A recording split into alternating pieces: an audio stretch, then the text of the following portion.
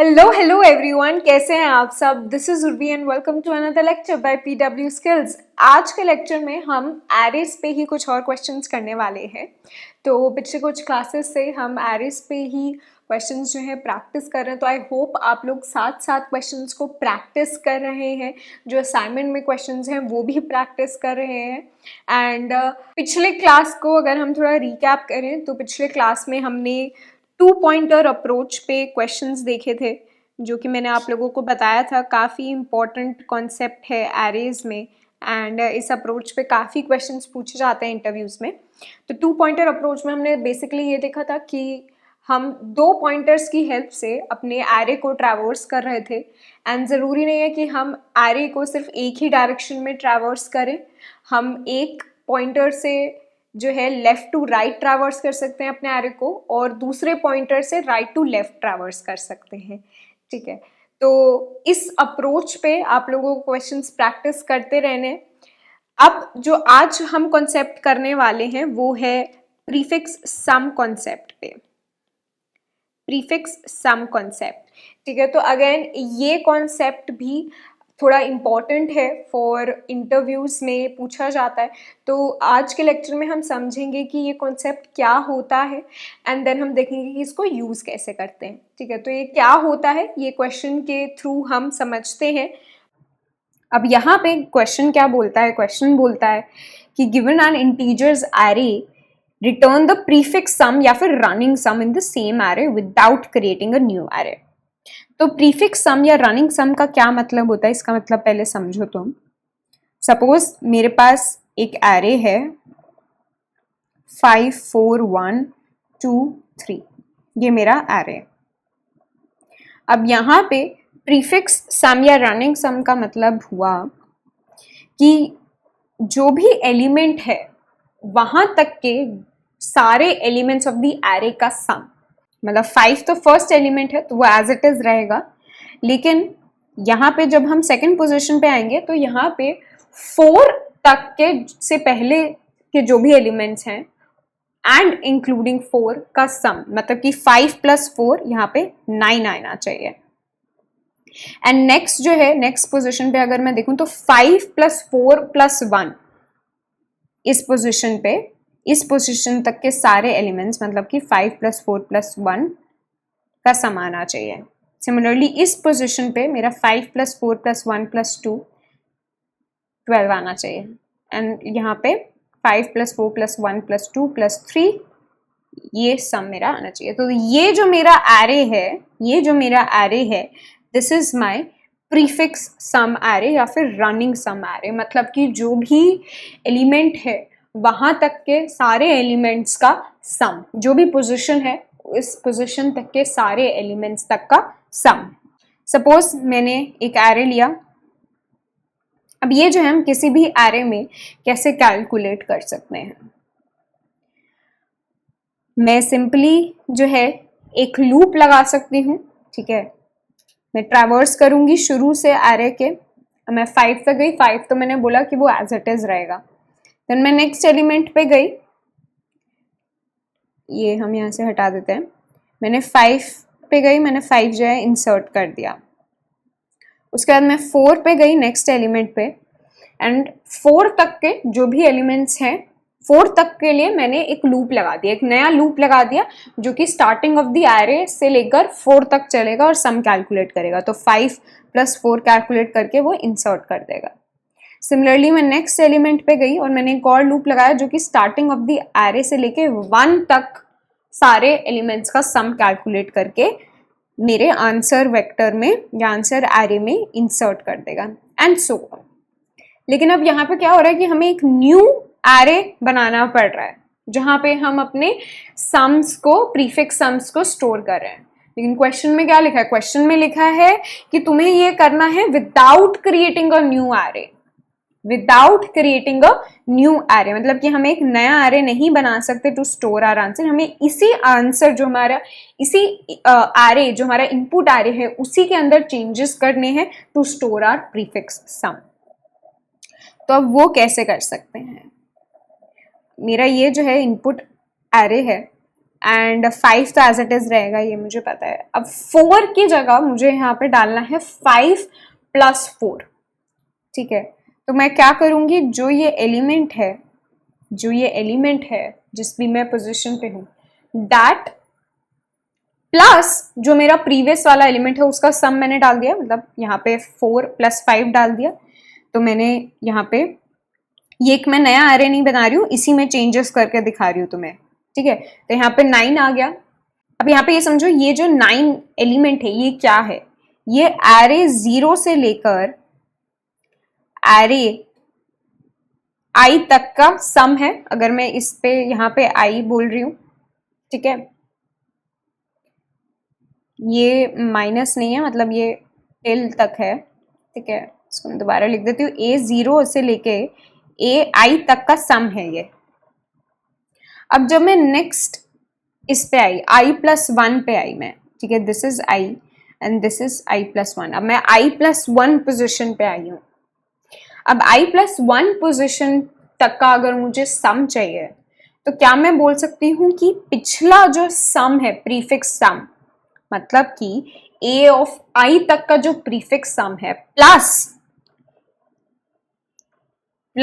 a of i+1, ये मुझे दे देगा प्रीफिक्स सम जो कि होगा i+1 पोजीशन का।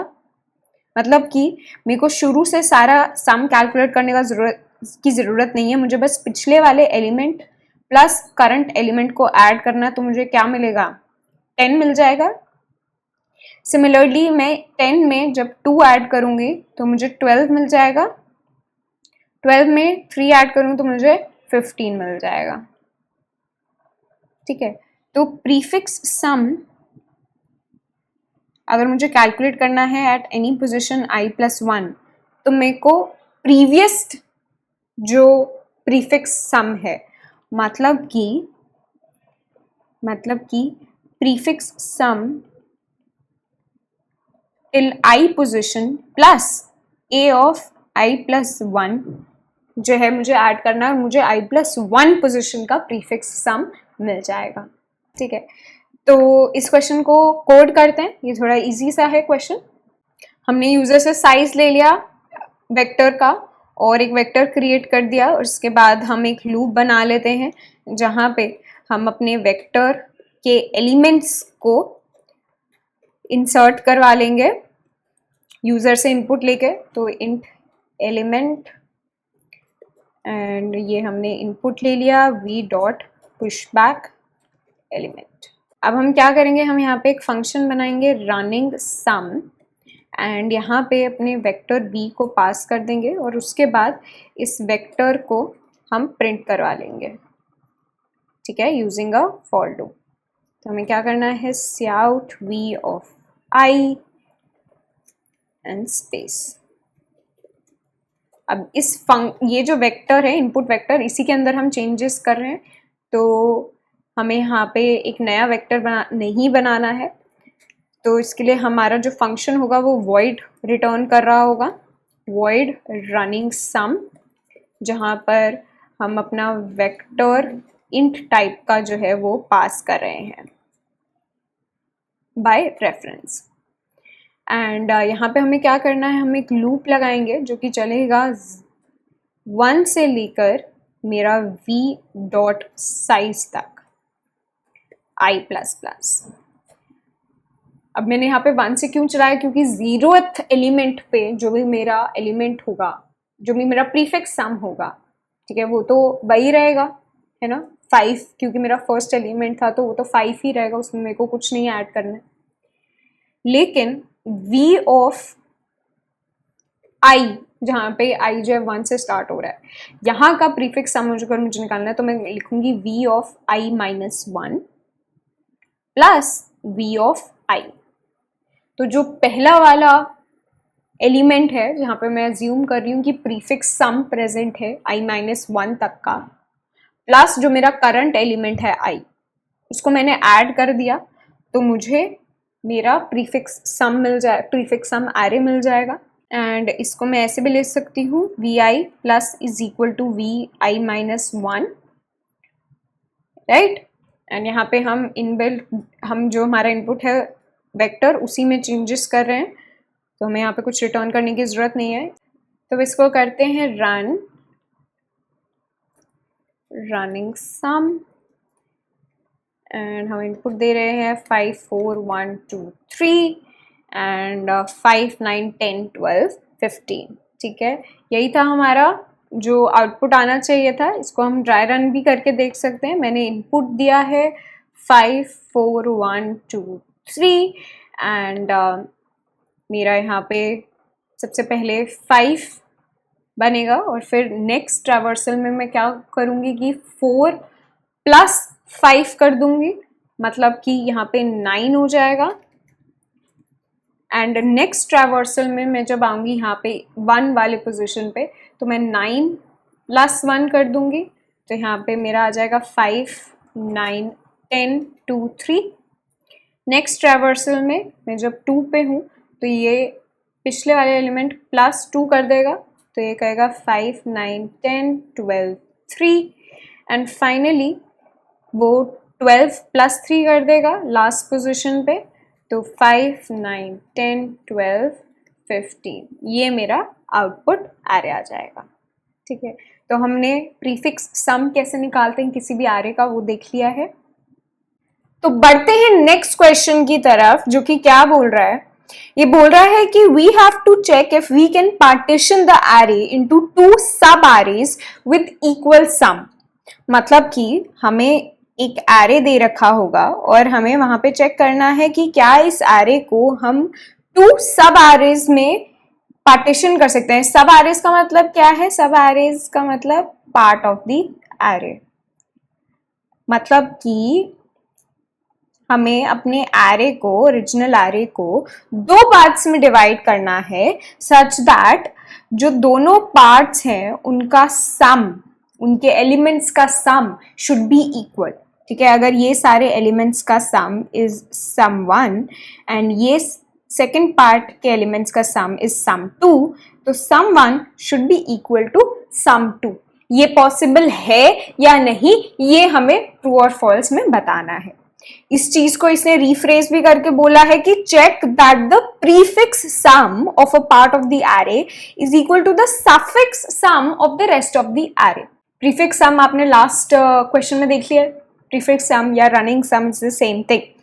प्रीफिक्स सम इज कि किसी भी पोजीशन तक का अगर मेरे को प्रीफिक्स सम चाहिए, मतलब कि 0th एलिमेंट से लेकर उस एलिमेंट तक के एलिमेंट्स सबको अगर मैं सम कर दूं, सबको ऐड कर दूं, तो उनका सम कहलाएगा प्रीफिक्स सम।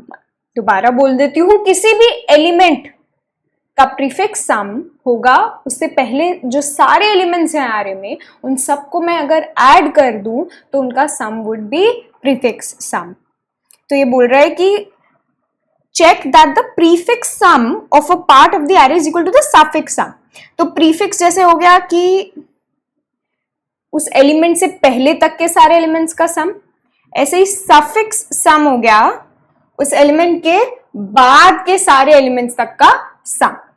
ठीक है, तो हमें ये चेक करना है कि prefix sum is equal to suffix sum possible है या नहीं।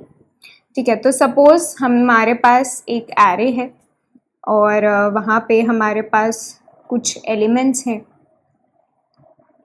A5 एंड A6 भी ले लेते हैं। ठीक है, एंड मुझे ये चेक करना है कि क्या कोई एक पार्टीशन एग्जिस्ट करता है जहां पर मेरा पहला पार्ट ऑफ द एरे का सम और rest of the part of the array का सम इक्वल हो।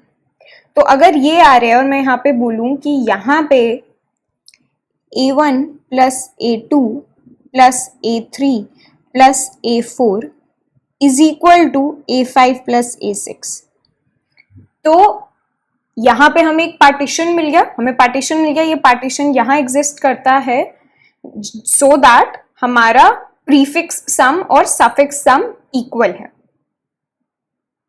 अब लेकिन ये हम फाइंड आउट कैसे करेंगे?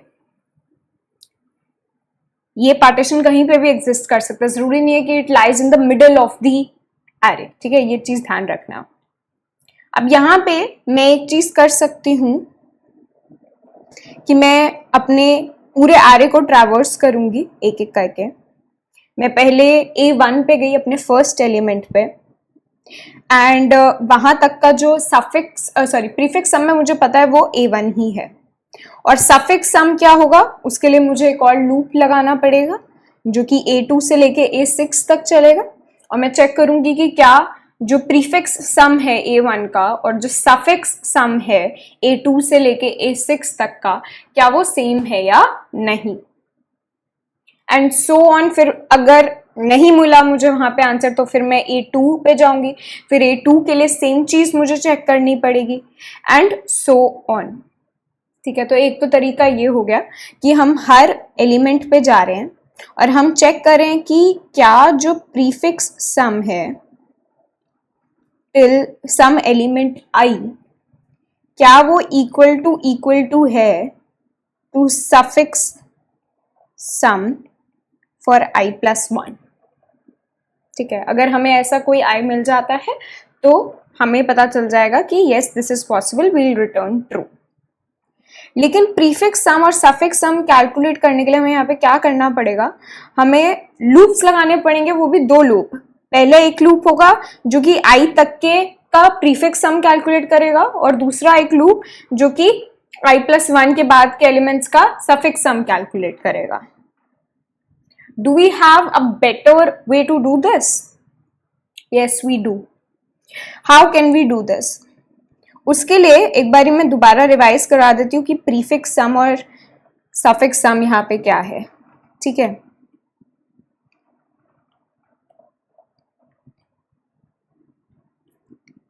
ओके तो प्रीफिक्स सम अगर मैं बोल रही हूँ प्रीफिक्स सम ऑफ A1 या AI, तो that means some of A0 से लेके AI तक, और सफिक्स सम ऑफ I+1। ठीक है, यहाँ पे हम I लिख देते हैं। ठीक है, I is the index in the array, तो सफिक्स सम ऑफ I+1 मतलब कि सम कहाँ से कहाँ तक, A ऑफ I+1 से लेकर A ऑफ n-1 जो कि हमारा लास्ट एलिमेंट है हमारे एरे का। ठीक है, तो यहाँ पे ये प्रीफिक्स सम और सफिक्स सम का मतलब है। अब तुम एक चीज नोटिस करो, अगर मैं कहूं कि prefix sum till I plus suffix sum of I+1, ये किसके इक्वल होगा? प्रीफिक्स सम में 0 से लेकर I तक के एलिमेंट्स आ गए, सफिक्स सम में I+1 से लेकर लास्ट एलिमेंट तक का सम आ गया। तो मैं क्या बोल सकती हूँ कि prefix sum plus suffix sum at some position I and I+1 respectively is equal to the total sum of the array, is equal to the total sum of the array, क्योंकि मेरे यहाँ पे सारे एलिमेंट्स आ गए है ना, 0 से I तक और फिर I+1 से लेकर एंड तक। तो अगर मैंने टोटल सम निकाल लिया, मैंने पहले ही मुझे पता चल गया कि मेरे टोटल सम क्या है, मतलब कि मेरे एरे के सारे एलिमेंट्स का सम क्या है, तो मुझे हर स्टेप पे सफिक्स सम कैलकुलेट करने की जरूरत ही नहीं है। क्यों? क्योंकि I can just do prefix sum is equal to total sum minus suffix sum. तो यहां पे मैं क्या कहना चाह रही हूं कि मेरा जो सफिक्स सम होगा मुझे वो कैलकुलेट करने की जरूरत नहीं है, मैं निकाल लूंगी suffix sum is equal to total sum minus prefix sum till I। इस फॉर्मूला से मैं अपना जो सफिक्स सम है एट एनी I वो मैं कैलकुलेट कर सकती हूँ इजीली, राइट। तो यही हम करने वाले, हमारे पास टोटल सम होगा और उसमें से हम अपना प्रीफिक्स सम जो है वो हमने देख लिया लास्ट क्वेश्चन में, प्रीफिक्स सम कैसे कैलकुलेट करते हैं। प्रीफिक्स सम माइनस कर देंगे एट एवरी से और उससे हमारा सफिक्स सम निकल जाएगा। सफिक्स सम को प्रीफिक्स सम से हम कंपेयर कर लेंगे। अगर वो दोनों इक्वल हुए तो मतलब कि ऐसा पार्टीशन एग्जिस्ट करता है जहां पे दोनों सब एरेज का जो सम है वो इक्वल है, या फिर प्रीफिक्स सम और सफिक्स सम इक्वल है। ठीक है, तो अब इस क्वेश्चन को कोड करते हैं। अगेन, अगर आप लोगों को इसका फंडा समझ में आ गया इस क्वेश्चन का, तो इसको खुद जाके कोड कीजिए। खुद कोड करने की प्रैक्टिस होगी तभी क्वेश्चन सॉल्व होंगे अच्छे से। ठीक है, एंड अगर नहीं हो पाता है तो it's fine, let's do this together. हम सबसे पहले क्या करेंगे, हम यूजर से इनपुट ले लेते हैं।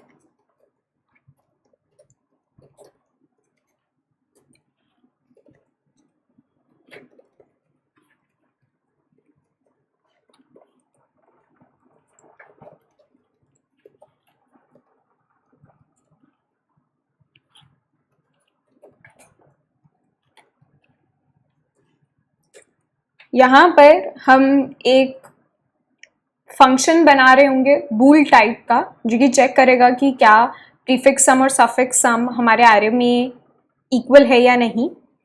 और इसको हम सीधा जो है प्रिंट करवा सकते हैं। हमारे फंक्शन का नाम होगा चेक सफिक्स प्रीफिक्स या चेक प्रीफिक्स सफिक्स सम। यहाँ पे हम अपना वेक्टर जो है वो पास कर देंगे और इसका जो भी सोल्यूशन आएगा 0 1 में प्रिंट हो जाएगा। ठीक है, तो अब आते हैं हमारे फंक्शन पे, जो कि बूलियन रिटर्न कर रहा होगा true false, check prefix suffix sum. And यहाँ पे हमें हमारा वेक्टर मिल रहा है। अब इस वेक्टर में हम क्या कर रहे हैं, सबसे पहले तो हमें अपना टोटल सम चाहिए। ठीक है, तो उसके लिए हम एक लूप लगा देते हैं टोटल सम, जिससे हमारा कैलकुलेट हो जाए। Total sum is equal to 0। Loop चलेगा i इज इक्वल टू 0 से लेकर i is less than v dot size तक i प्लस प्लस। और हमें क्या करना है, हमें टोटल सम में ऐड कर देना है v ऑफ i। तो हमारे पास पूरे एरे का टोटल सम निकल के आ जाएगा। अब हमें क्या करना है, हमें कैलकुलेट करना है prefix sum at every step. तो इसको मैंने 0 से इनिशियलाइज कर दिया और मेरा जो लूप है अगेन वो चलेगा 0 से लेकर v डॉट साइज तक। अब प्रीफिक्स सम क्या होगा, प्रीफिक्स सम होगा v ऑफ i जो है मैं हर स्टेप में ऐड कर दूंगी। ठीक है, शुरू से मैं ट्रेवर्स करना स्टार्ट कर रही हूँ अगर अपना एरे। अब सफिक्स सम कैसे कैलकुलेट करेंगे, इंट सफिक्स सम। तो ये मैंने आपको बताया, ये हम कैलकुलेट करेंगे टोटल सम माइनस प्रीफिक्स सम। जो टोटल सम है उसमें से हमने अपना प्रीफिक्स सम हटा दिया तो हमें सफिक्स सम मिल गया। यही समझाया मैंने अभी आपको। अब हमें क्या करना है, हमें बस चेक करना है कि क्या suffix sum equal to prefix sum है। इफ यस तो रिटर्न कर दो ट्रू। और अगर ये पूरा लूप चल जाता है हमारा फॉर लूप और कहीं पे भी रिटर्न ट्रू नहीं होता, मतलब कि हमें ऐसा कोई इंडेक्स नहीं मिला है जहां पे prefix sum is equal to suffix sum, तो हम रिटर्न कर देंगे फॉल्स। ठीक है, तो इसको रन करके देखते हैं। एंड उससे पहले एक इनपुट ले लेते हैं जिसपे हम इसको ड्राई रन करके देख सकते हैं। 5 2 4 3। ठीक है, अब यहाँ पर या फिर हम इसको ले लेते हैं 6 and 1। ठीक है, थोड़ा बड़ा इनपुट ले लेते हैं। अब यहाँ पर क्या होगा कि सबसे पहले हमने टोटल सम कैलकुलेट कर लिया। टोटल सम हमारा यहाँ पे कितना आ रहा होगा, 6 + 6 12 + 4 16। ठीक है, 16 हमारा टोटल सम हमने निकाल लिया। अब जब हमारा लूप चलेगा और i इज इक्वल टू 0 है, ठीक है, i 0 है, तो हमारा प्रीफिक्स सम कितना होगा, at I is equal to 0 हमारा प्रीफिक्स सम होगा 6, ठीक है, और हमारा जो सफिक्स सम होगा वो कितना होगा 16 माइनस 6 जो कि है 10। अब यहाँ पे हमें दिख रहा है 6 इज नॉट इक्वल टू 10, तो हम नेक्स्ट आइट्रेशन में जाएंगे लूप की। अब हम पहुंचे हैं i इज इक्वल टू 1 पे, ठीक है, तो क्या होगा कि हमारा जो 2 है वो प्रीफिक्स सम में हम ऐड कर देंगे, ये जो मैंने यहाँ पे लाइन लिखी है, तो प्रीफिक्स सम में 2 जो है वो ऐड हो जाएगा, तो ये बन जाएगा 6 प्लस 2 इज इक्वल टू 8, है ना। और अब सफिक्स सम क्या होगा 16 माइनस 8 जो कि है 8। अब आपको दिख रहा है हमारा प्रीफिक्स सम इक्वल टू हो चुका है सफिक्स सम के, तो यहाँ पर जब हम ये कंडीशन चेक करेंगे तो यहाँ पे हमारा ट्रू रिटर्न हो जाएगा, ठीक है, और हम अपने फंक्शन से रिटर्न कर जाएंगे, ठीक है। अब इसको हम रन करते हैं और इसी इनपुट पे चेक करते हैं कि जो हमने लिखा है वो आ रहा है या नहीं आंसर। सफिक्स सम, ठीक है, तो 6 2 4 3 1, तो यहाँ पे 1 जो है रिटर्न हो रहा है, मतलब कि ट्रू हमें रिटर्न हुआ है इस फंक्शन से। We can try on some other output as well, जहाँ पे मैं दे रही हूँ 6 2 8 9 1, यहाँ पे कुछ है तो नहीं, ठीक है, तो यहाँ पे हमें 0 रिटर्न हो रहा है क्योंकि यहाँ पे कोई पार्टीशन नहीं है ऐसा जहाँ पे suffix sum would be equal to prefix sum, ठीक है। तो ये क्वेश्चन समझ में आ गया है हो। तो बढ़ते हैं अपने लास्ट क्वेश्चन की तरफ जो कि क्वेरी बेस्ड क्वेश्चन है। क्वेरी बेस्ड क्वेश्चन एक हमने कर रखा है, अगर आप लोगों को याद हो, जहाँ पे हमें कुछ क्यू क्वेरीज मिल रही थी और वहाँ पे हर एक क्वेरी में हमें एक इंटीजर मिल रहा था, हमें बताना था कि वो इंटीजर जो है वो हमारे एरे में प्रेजेंट है या नहीं, ठीक है। तो यहाँ पे क्या है क्वेश्चन, यहाँ पे है कि हमें एक एरे दे रखा होगा और हमें क्यू क्वेरीज दे रखी होंगी और हर एक क्वेरी में हमें दे रखा है एल और आर, और हमें क्या करना है, हमें बताना है sum of values in that range from L to R including the elements at the position L and R, ठीक है। मतलब कि अगर हमें एक एरे दे रखा है A1 A2 A3 A4 A5 and A6 and हमें L दे रखा है 2 एंड R दे रखा है 6, तो हमें A2 plus A3 plus A4 plus A6 sorry A5 plus A6 जो है वो हमें रिटर्न करना है,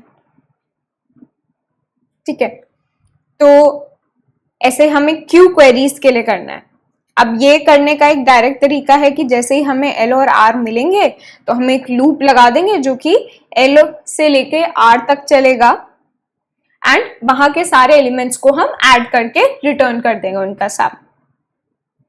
लेकिन अब यहाँ पे क्या हो रहा है, हर क्वेरी के लिए हमें एक लूप लगाना पड़ रहा है एल से आर तक, ठीक है, एंड क्वेरीज बहुत ज्यादा हो सकती हैं, तो हर क्वेरी के लिए अगर हम लूप लगाएंगे तो उससे हमारा टाइम जो यूज हो रहा है प्रोग्राम में वो काफी बढ़ जाएगा।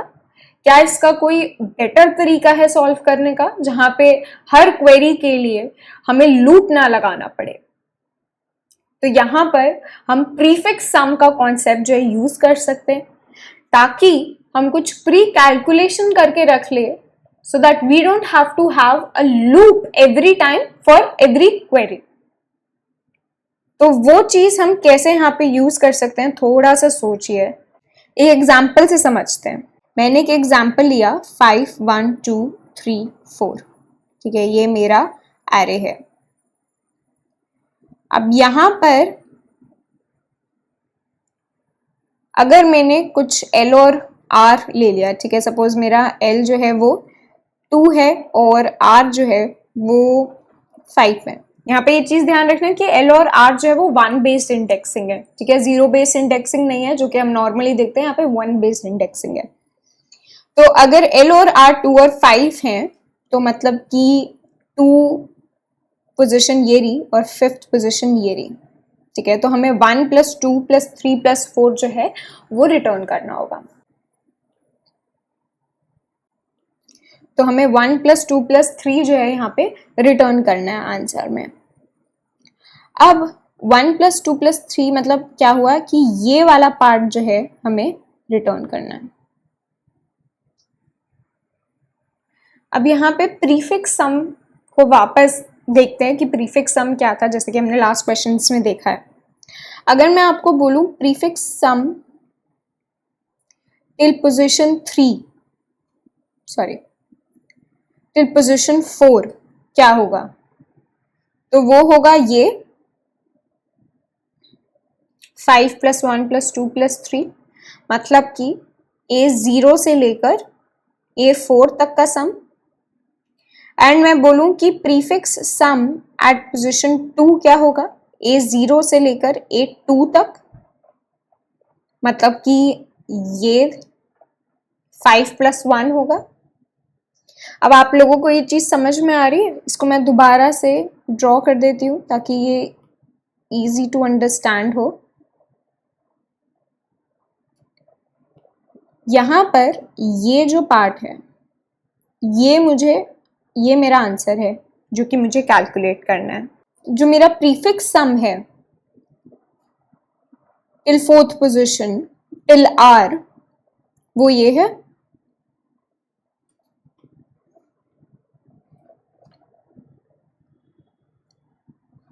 This is my prefix sum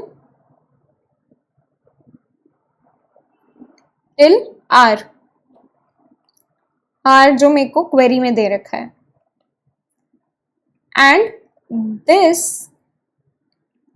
is my prefix sum till L, L जो कि मुझे अपनी क्वेरी में दे रखा है। तो अब आप लोगों को समझ में आ रहा है? अगर मैं कर दूं prefix sum till R minus prefix sum till L -1, तो क्या मुझे ये वाली रेंज मिल जाएगी जो मुझे चाहिए 1 से 3 तक, L से R तक। ठीक है, तो यहाँ पे मैं L तक का ना लेकर मैं L -1 तक का प्रीफिक्स सम लूंगी and prefix sum till R prefix sum till R minus prefix sum till L -1, ये मेरा बन जाएगा आंसर। एंड प्रीफिक्स सम कैसे कैलकुलेट करना है ये हम देख चुके हैं, जो पिछले से पिछले क्वेश्चन किया था वहां पे हमने प्रीफिक्स सम एरे निकाला था, राइट। तो वही हम करेंगे, जो भी हमें यूजर ने इनपुट दिया है एरे, उसका हम पहले ही प्रीफिक्स सम एरे निकाल के रख लेंगे और वहां से हम डायरेक्टली हर एक क्वेरी के लिए, हर एल और आर के लिए डायरेक्टली इस फॉर्मूला को यूज करके हम रेंज निकाल देंगे of values between L and R. ठीक है, तो अब इसको हम कोड में देखते हैं। सबसे पहले वेक्टर जो है यूजर से इनपुट ले लेंगे हम ऑफ साइज n। अब एक वेक्टर बना लेते हैं, जो भी यूजर इनपुट देगा वेक्टर की वैल्यूज उसको स्टोर करने के लिए। लेकिन इस वेक्टर का अब हमें साइज क्या बनाना है, तो क्वेश्चन में आप लोगों को ध्यान होगा, हमने देखा है कि जो हमें क्वेरीज मिल रही हैं वो 1 बेस्ड इंडेक्सिंग पे है, ना कि 0 बेस्ड इंडेक्सिंग। इसका मतलब क्या हुआ कि हमारा जो एरे है वहाँ पे हमें L अगर 1 दे रखा है तो मतलब कि 1 stands for the first element, and अगर हमें R 3 दे रखा है तो मतलब कि third element, not the fourth element. अगर हम जीरो बेस्ड इंडेक्सिंग से जाएं, अगर जीरो बेस्ड इंडेक्सिंग से जाएं तो इंडेक्सेस क्या होते हैं हमारे, 0 1 2 3 4 समथिंग। ठीक है, तो यहाँ पर हमारा जो 3 इंडेक्स पे होगा that would be my fourth element. लेकिन हमें क्वेश्चन में 1 बेस्ड इंडेक्सिंग दे रखी है, मतलब कि जो हमारा थर्ड जो इंडेक्स है उस पर थर्ड एलिमेंट ही प्रेजेंट होगा, जो फर्स्ट इंडेक्स है उस पर फर्स्ट एलिमेंट प्रेजेंट होगा। ठीक है, तो इन जो इंडेक्सिंग है वो आप लोगों को समझ में आती है कि जीरो बेस्ड इंडेक्सिंग में क्या होता है, 1 बेस्ड इंडेक्सिंग में क्या होता है। जीरो बेस्ड इंडेक्सिंग में जो फर्स्ट एलिमेंट होता है that is present at zero index. तो अब इस क्वेश्चन में, अभी तक जो हमने मोस्टली क्वेश्चंस किए हैं हम सब जगह जो है जीरो बेस्ड इंडेक्सिंग देख रहे थे, लेकिन इस क्वेश्चन में हमें 1 बेस्ड इंडेक्सिंग दे रखी है।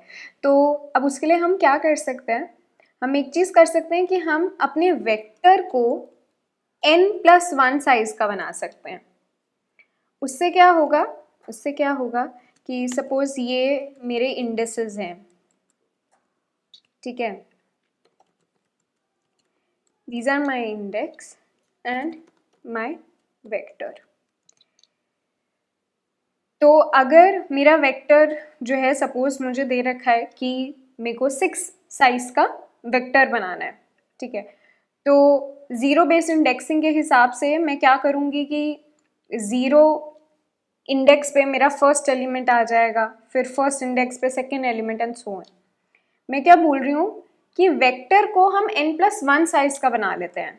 मतलब कि अगर 6 है हमारा साइज n, तो हम n+1 7 साइज का अपना वेक्टर बना लें, ठीक है, और जो फर्स्ट एलिमेंट है वो फर्स्ट इंडेक्स 1 इंडेक्स पे डालें, फिर जो सेकेंड एलिमेंट है वो सेकेंड इंडेक्स पे डालें एंड सो ऑन।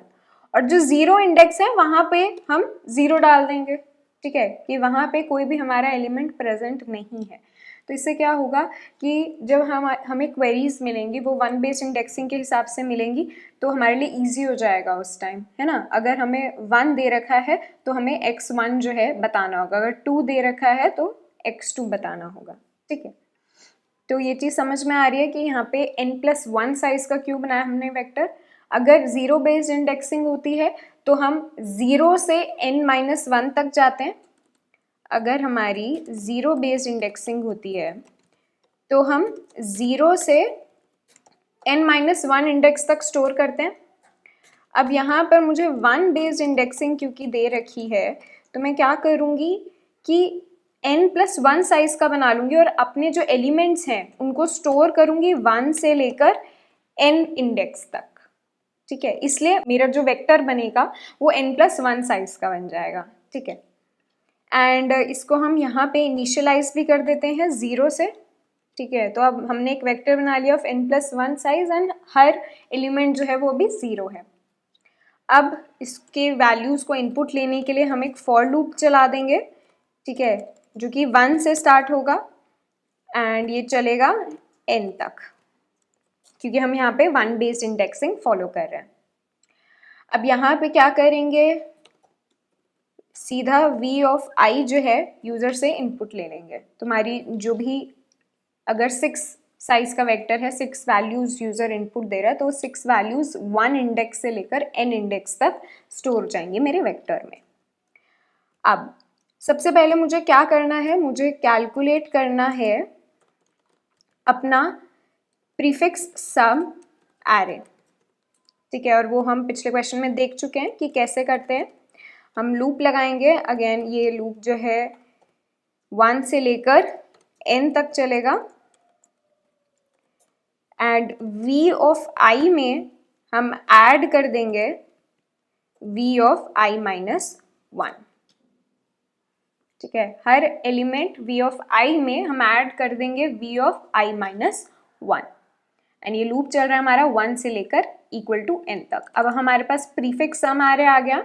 अब ले लेते हैं यूज़र से क्वेरीज, ठीक है। तो सपोज यूज़र q क्वेरीज जो है इनपुट देना चाहता है, तो हम q क्वेरीज को ट्रैक करने के लिए एक वाइल लूप लगा लेते हैं, ठीक है, while q and her step पे जब भी हमारा जो लूप है उसके हर आइट्रेशन में हमारा q माइनस माइनस हो जाएगा, ठीक है। अब वाइल लूप के अंदर हमें क्या करना है, सबसे पहले हमें यूज़र से इनपुट लेने हैं l और r, ठीक है, l एंड r हमें यूज़र से इनपुट मिल जाएगा।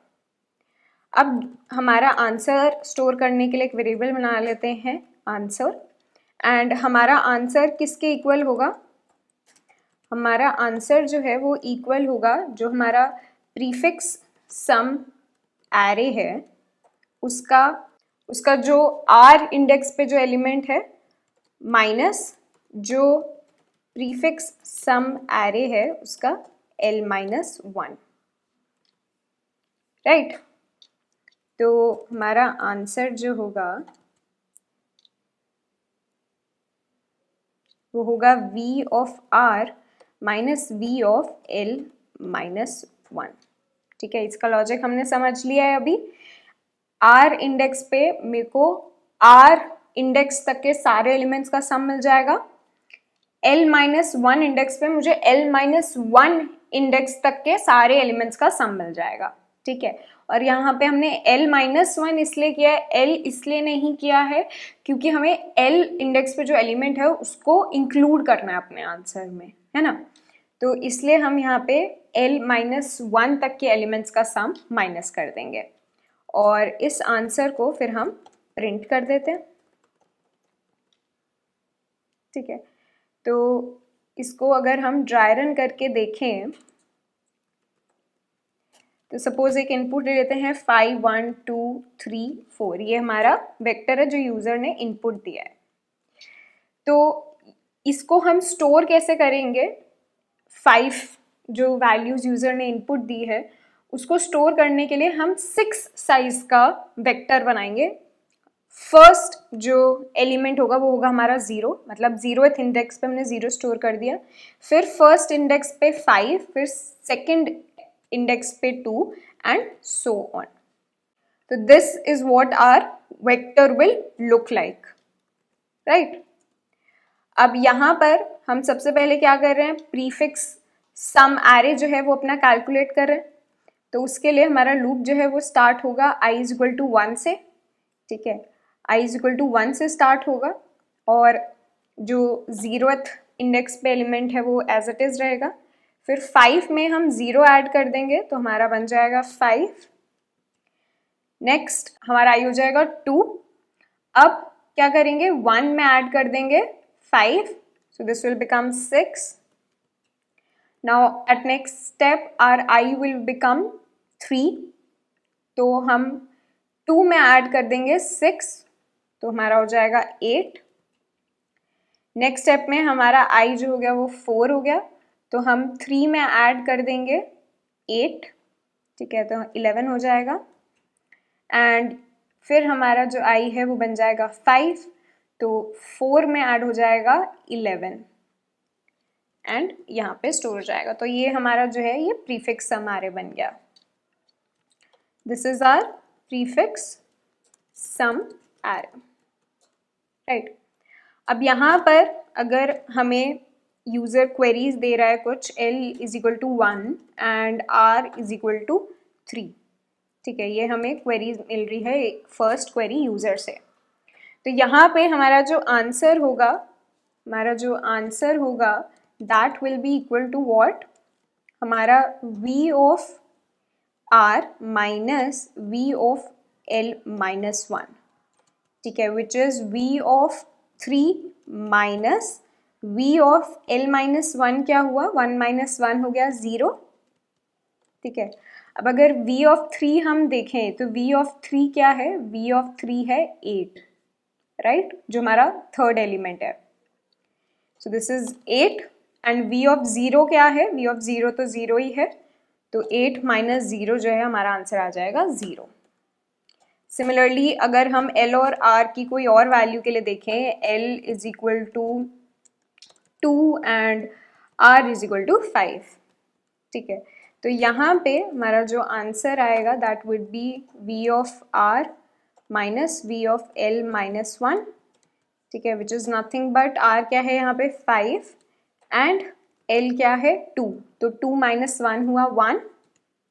नाउ v ऑफ 5 क्या है, v ऑफ 5 मतलब कि फिफ्थ एलिमेंट यहाँ पे that is 15, right, and v of 1 क्या है यहाँ पे फर्स्ट 5। ठीक है, so this will come out to be 10। ठीक है, तो इस क्वेश्चन में 0 बेस्ड इंडेक्सिंग और 1 बेस्ड इंडेक्सिंग में प्लीज़ कंफ्यूज मत होना। ठीक है, ये चीज़ यहाँ पे जो हमने करी है, ये अगर आपको किसी क्वेश्चन में दिखता है कि वहाँ पे 1 बेस्ड इंडेक्सिंग फॉलो हो रही है तो कन्फ्यूजन को हटाने के लिए यही करना कि अपने वेक्टर को n+1 साइज का बना देना एंड 1 से लेकर n इंडेक्स तक अपने एलिमेंट्स को स्टोर कर लेना। ठीक है, उससे तुम्हारा सोल्यूशन जो है ईजी हो जाएगा। अब इसको रन भी करके देख लेते हैं।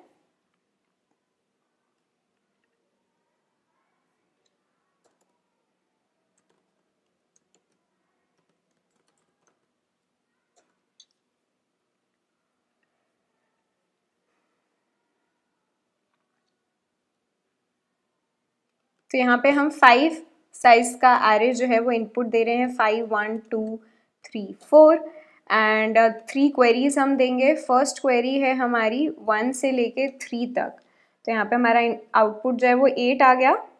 हमने यही देखा था यहाँ पे, सॉरी यहाँ पे मैंने 0 लिख दिया, ये 8 होना चाहिए, 8 माइनस 0 8, ठीक है। नेक्स्ट क्वेरी देते हैं 2 एंड 5, तो यहाँ पे 10 आ गया, यही देखा था हमने, यहाँ पे 10 आना चाहिए।